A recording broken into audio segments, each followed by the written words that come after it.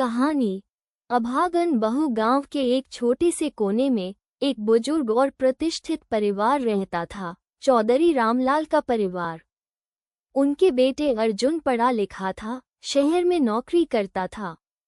रामलाल ने अर्जुन से की शादी एक खूबसूरत और सीधी सादी लड़की से कर दी।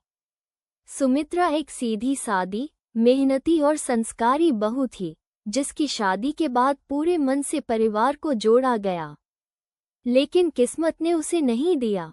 बिजनेस के चक्कर में ही चिंताएं शुरू हो गईं। सास कमला देवी अत्यंत कड़वी स्वभाव की बात करती थी। उसकी हर बात में खोट नजर आती थी। अगर सुबह सुबह जल्दी काम करती है तो कमला कहती है, इतना दिखावा मत कर, हमें सब समझ में आती है। अगर कभी थककर देर से उठती तो संगम, अरे कैसी बहू है। शुरू में सौम्या का पक्ष लिया गया था, मगर समय के साथ वह भी मां की बातों में आने लगा। गांव में लोग फुसफुसाते हैं, बेचारी बहू कितनी अभागन है। वही घर में सहारा लेकर उठ गए। एक दिन खबर आए कि अर्जुन की नौकरी शहर में लग गई है। सुमित्रा को उम्मीद थी कि अब पति के साथ सिटी में बिजनेस की नई जिंदगी शुरू होगी।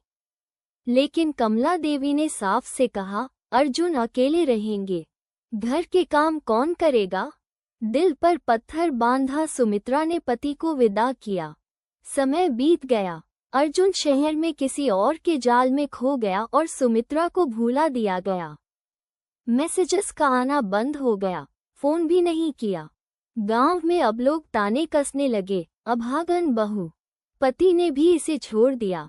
फिर एक दिन अर्जुन अचानक वापस लौटा, पर अकेले नहीं, उसके साथ एक आधुनिक महिला थी, जिसे उसने पत्नी के रूप में दूसरी बार स्वीकार कर लिया था।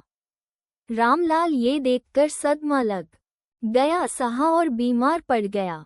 सुमित्रा का दिल टूट गया, लेकिन उसने आंसुओं को पी लिया।